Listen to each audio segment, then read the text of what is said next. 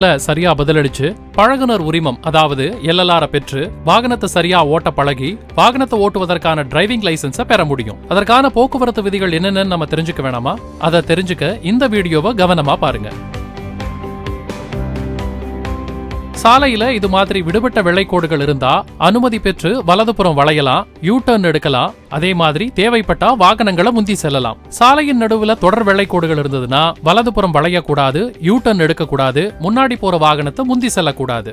தொடர் மஞ்சள் கோடு அதாவது உயிர்கோடு, லைஃப் லைன் சொல்லக்கூடிய இந்த மஞ்சள் கோடுகள் இருந்தா கட்டாயமா வலதுபுறம் திரும்பக்கூடாது, கட்டாயமா யூ திருப்பம் செய்யக்கூடாது, அதே போல கட்டாயமா முந்தி செல்லக்கூடாது. மீறினா விபத்து ஏற்படும். அதே போல இரட்டை மஞ்சள் கோடுகள், இந்த மஞ்சள் கோடுகள் தடுப்பு சுவர் போன்றது. இந்த கோடுகள் இருந்தா கட்டாயமா வலதுபுறம் திரும்பக்கூடாது, கட்டாயமா யூ திருப்பம் செய்யக்கூடாது, கட்டாயமா வாகனங்களை முந்தி செல்லக்கூடாது. இந்த மஞ்சள் கோடுகள் இருந்து ஒரு அடி இடைவெளி விட்டு தான் வாகனங்களை ஓட்டணும். மீறினா கட்டாயம் விபத்து ஏற்படும். பாதசாரிகள் கடக்கும் இடம் அதாவது ஜீப்ரா கிராசிங், இந்த பகுதிகளில் சாலையை கடக்கிறவங்க நடந்து போகும்போது வாகனங்களை கட்டாயம் நிறுத்தணும். அதே போல இந்த பகுதிகளில் பாதசாரிகளுக்கு தான் முன்னுரிமை.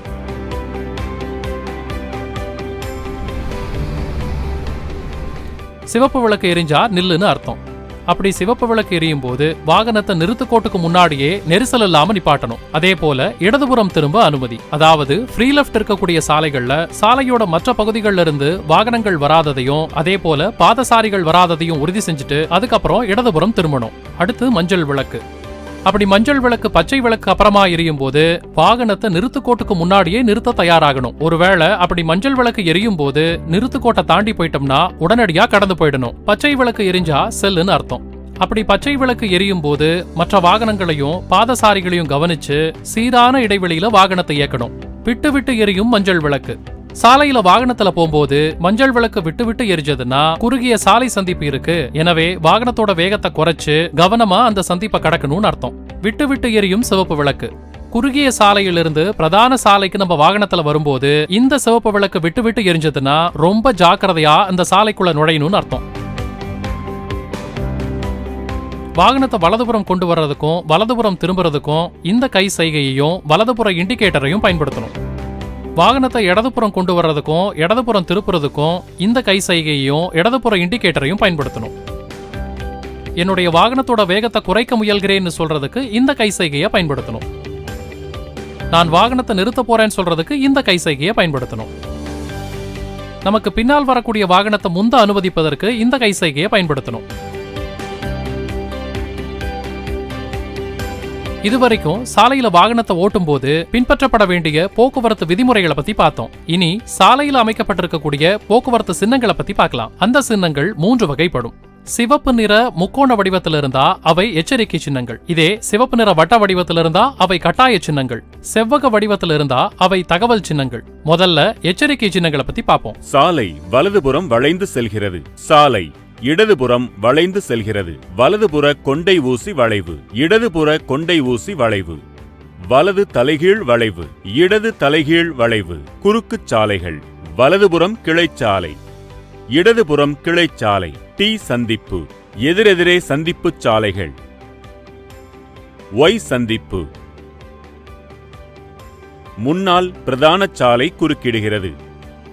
போக்குவரத்து வட்டச் சுற்று, வழுக்குச் சாலை, தளர்ந்த சாலை, சைக்கிள் குறுக்கீடு, பாதசாரிகள் குறுக்கீடு, பள்ளிக்கூடங்கள், கால்நடைகள் கவனம், ஆட்கள் வேலை செய்கிறார்கள்.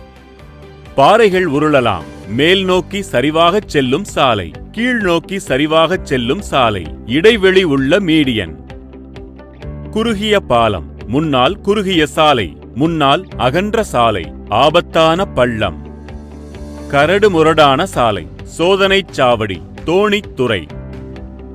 200 மீட்டர் தூரத்தில் பாதுகாக்கப்படாத ரயில் பாதை, 50 100 மீட்டர் தூரத்தில் பாதுகாக்கப்படாத ரயில் பாதை, 200 மீட்டர் தூரத்தில் பாதுகாக்கப்பட்ட ரயில் பாதை, 50 100 மீட்டர் தூரத்தில் பாதுகாக்கப்பட்ட ரயில் பாதை. அடுத்ததா உங்களுக்கு சொல்ல போறது தகவல் சின்னங்களை பத்தி. பொது தொலைபேசி, பெட்ரோல் பங்க், மருத்துவ வசதி, முதல் உதவி கம்பம், உணவு விடுதி, சிற்றுண்டி விடுதி, ஓய்வகம். சாலை முடிகிறது. திசை காட்டும் பக்கம் வாகனத்தை நிறுத்தி வைக்கலாம். இரு திசைகளிலும் வாகனத்தை நிறுத்தி வைக்கலாம். மோட்டார் சைக்கிளை நிறுத்தி வைக்கலாம். சைக்கிளை நிறுத்தி வைக்கலாம். வாடகை காரை நிறுத்தி வைக்கலாம், ஆட்டோவை நிறுத்தி வைக்கலாம், சைக்கிள் ரிக்ஷாவை நிறுத்தி வைக்கலாம். அடுத்து சாலையில வாகனத்துல போகும்போது அனைவரும் கடைபிடிக்க வேண்டிய கட்டாய சின்னங்கள் குறித்து பார்க்கலாம். நிற்கவும், வழி இல்லை, ஒரு வழி பாதை, இரு வழிகளிலும் செல்ல தடை, அனைத்து மோட்டார் வாகனங்களுக்கும் தடை, லாரிகளுக்கு தடை, வலதுபுறம் திரும்ப தடை, இடதுபுறம் திரும்ப தடை, யூ திருப்பம் செய்ய தடை, முந்திச் செல்ல தடை, ஹார்ன் ஒலிக்க தடை, வாகனங்களை நிறுத்தி வைக்க தடை, வழி கொடுக்கவும், மாட்டு வண்டி மற்றும் கைவண்டி செல்ல தடை, மாட்டு வண்டிகள் செல்ல தடை, குதிரை வண்டிகளுக்கு தடை, கை வண்டிகளுக்கு தடை, சைக்கிள்களுக்கு தடை, பாதசாரிகளுக்கு தடை. கட்டுப்பாடு முடிவு. ஓடும் வாகனங்கள் நிற்க நிறுத்தி வைக்க தடை. வேக வரம்பு, அகல வரம்பு, உயர வரம்பு, நீள வரம்பு, எடை வரம்பு, அச்சு எடை வரம்பு. கண்டிப்பாக இடதுபுறம் திரும்பவும், கண்டிப்பாக வலதுபுறம் திரும்பவும், கண்டிப்பாக நேராகச் செல்லவும், கண்டிப்பாக முன் சென்று வலதுபுறம் திரும்பவும், கண்டிப்பாக முன் சென்று இடதுபுறம் திரும்பவும், கண்டிப்பாக நேராக அல்லது வலதுபுறம் திரும்பவும், கண்டிப்பாக நேராக அல்லது இடதுபுறம் திரும்பவும், கண்டிப்பாக இடதுபுறம் செல்லவும், கண்டிப்பாக ஹார்ன் உபயோகிக்கவும். பஸ் நிறுத்தம். சொந்த வாகனங்களை ஓட்டக்கூடிய ஓட்டுநர் தன்னுடைய ஓட்டுநர் உரிமம், வாகன பதிவு சான்று, மாசு கட்டுப்பாட்டு சான்று, வாகன காப்பீட்டு சான்று இதெல்லாத்தையும் அசலா காண்பிக்கலாம். இல்லையா டிஜிலாக்கர் ஆப் மூலமாகவோ அல்லது எம்பரிவாகன் ஆப் மூலமாகவோ காண்பிக்கலாம். முதல்ல எந்த வாகனத்தை இயக்குபவரா இருந்தாலும் சட்ட ரீதியான சுய பாதுகாப்பை செஞ்சுக்கணும். கார்ல பயணிக்கும் போது வாகன ஓட்டுநர் மட்டும் இல்லாம காருக்குள்ள இருக்கிற எல்லாருமே கட்டாயம் சீட் பெல்ட் அணிஞ்சிருக்கணும். சிறுவர்களுக்கும் வயசானவங்களுக்கும் இது பொருந்தும். இது போல எந்த ஒரு ஓட்டுநரும் வாகனத்தோட பார்க் லைட்டை ஒளிர விட்டபடி வாகனத்தை ஓட்டக்கூடாது. சாலையில வாகனத்தை ஓட்டும் போது யாருக்கும் இடையூறு ஏற்படுத்துற வகையிலயோ பயமுறுத்துற வகையிலயோ வாகனத்தை ஓட்டக்கூடாது. அதே போல வாகனத்தை பின்னோக்கி செலுத்தும் போது தங்களுக்கு ஆபத்தை ஏற்படுத்தாத வகையில அல்லது பாதுகாப்பு குறைபாடா இருக்கிற வகையில இடைஞ்சல் ஏற்படுத்தாத வகையில வாகனத்தை ஓட்டணும். வாகன பதிவெண் பலகை, அதாவது உங்க ரெஜிஸ்ட்ரேஷன் நம்பர் போர்டு இல்லாம எந்த ஒரு வாகனத்தையும் சாலையில ஓட்டக்கூடாது. அப்படி இருக்கக்கூடிய இந்த பலகையில எந்த ஒரு எழுத்துக்களோ படங்களோ சின்னங்களோ இருக்கக்கூடாது. இந்த நம்பர்ஸ் எல்லாம் நல்லா தெளிவா தெரியற மாதிரி இருக்கணும். வாகன ஓட்டுநர் முழுமையான உடல் தகுதி, இயல்பான மனநிலையோட எந்தவித கவனச்சிதறல்களுக்கும் இடமளிக்காம முழுமையான கவனத்தோட எச்சரிக்கையுடனும் வாகனத்தை ஓட்டணும். இது போன்ற சரக்கு வாகனங்கள்ல ஓட்டுநர் இருக்கைக்கு பக்கத்துல அனுமதிக்கப்பட்ட எண்ணிக்கைக்கு மேல யாரும் உட்கார்ந்துட்டு போக கூடாது.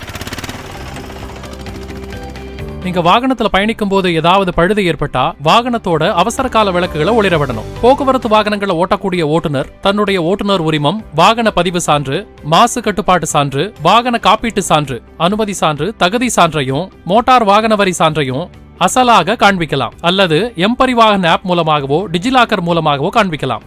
மோட்டார் சைக்கிள்ல போறவங்க கட்டாயம் தரமான ஹெல்மெட் அணியணும். பின்னாடி யாராவது உட்கார்ந்துட்டு வந்தாங்கன்னா அவங்களும் கட்டாயம் ஹெல்மெட் அணியணும். இந்த ஹெல்மெட் அணியும் போது லூசா அணியாம கரெக்டா அணிஞ்சு கழுத்துப்பட்டைய டைட்டா போடணும். கொஞ்சம் கூட பொறுப்பு இல்லாம ஹெல்மெட் போடாம செல்போன் பேசிட்டு வராரு பாருங்க. நிறுத்துங்க சார், செல்போன் பேசாதீங்க, ஹெல்மெட்டை கரெக்டா போடுங்க. எந்த ஒரு ஓட்டுநரும் எந்த ஒரு தொலைத்தொடர்பு சாதனத்தையும், குறிப்பா இந்த மாதிரி செல்போன் பேசிக்கிட்டே வாகனங்களை ஓட்டுறதை தவிர்க்கணும். வேக தடைகள்ல மெதுவாகவும் முடிந்த அளவுக்கு புதிய சாலைகள்ல சாலையோட இடதுபுறமாகவும் வாகனத்தை ஓட்டுங்க. அடடா, பார்த்து வரக்கூடாதா? ஒன்னும் ஆகல, ஓகே தானே? இந்த மாதிரி விபத்து ஏற்பட்டுச்சுன்னா உடனடியா மருத்துவ உதவியை கொடுத்து காவல்துறையை அழைக்கணும். அது மட்டும் இல்லாம முடிஞ்சா வாகனத்தை ஓரமா நிப்பாட்டணும். விபத்து நடந்த இடத்தையும் வாகனத்தையும் ஒரு போட்டோ எடுத்துக்கோங்க. சாலையில இருசக்கர வாகனங்கள் பழுதாய் நின்னுடுச்சுன்னா டோ பண்ணிட்டு போக கூடாது. அதே போல இழுத்து செல்லக்கூடிய 4 சக்கர வாகனங்களுக்கு இடையேயான இடைவெளி 5 மீட்டருக்கும் மிகாமல் இருக்கணும். கொஞ்சம் நிறுத்துங்க. இந்த மாதிரி இருசக்கர வாகனத்துல பயணிக்கிறவங்க அளவுக்கு அதிகமான உயரத்திலேயோ பக்கவாட்டிலேயோ முன்புறமாகவோ பின்புறமாகவோ இந்த மாதிரி நீட்டிட்டு இருக்கிற மாதிரி பொருட்களை கொண்டு போக கூடாது. இதே சரக்கு வாகனமா இருந்தா ஆர்சி புக்ல குறிப்பிட்ட அளவுக்கு அதிகமான எண்ணிக்கையிலயோ அதிகமான உயரத்திலேயோ அதிகமான இடையிலயோ பொருட்களை கொண்டு போக கூடாது. பாதசாரிகள், அதாவது சாலையில நடந்து போறவங்க, சைக்கிள் ஓட்டுறவங்க, குழந்தைங்க, வயசானவங்க, குறிப்பா மாற்றுத்திறனாளிகள், இவங்க மேல அதிக அக்கறையோடையும் ரொம்ப எச்சரிக்கையோடையும் வாகனத்தை ஓட்டணும்.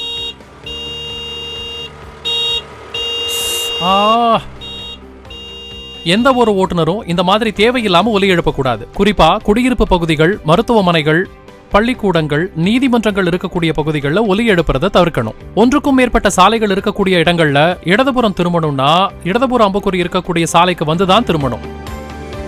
2 சாலைகள் சந்திக்கக்கூடிய இடங்கள்ல பிரதான சாலையில் வரக்கூடிய வாகனங்களுக்கு தான் முன்னுரிமை.